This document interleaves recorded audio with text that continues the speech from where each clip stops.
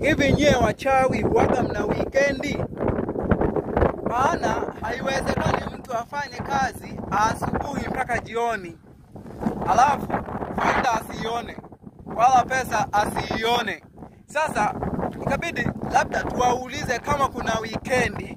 Ni kama Jumapili kuna wengine wana weekendi zao.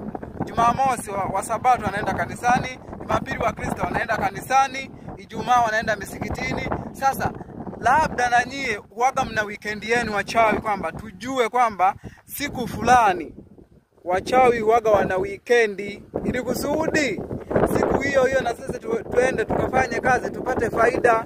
Kwa sababu haiwezekani wewe ufanye kazi apate faida mwingine. Haiwezekani. Hata wewe Joshua ukiangalia, haiwezekani ufanye kazi apate faida mtu mwingine. Jamani, hebu tusaidieni hapo. Hiyo siku tuijue kwamba sisi ni wachawi, siku yetu ya weekendi ni siku hii. Sisi ni chuma ulete, siku yetu ya weekendi ni siku hii, ili kusudi siku hiyo na sisi tukafanye kazi tupate faida. Tuoneeni huruma. Nilikuwa nawaomba hivyo tu wapendwa.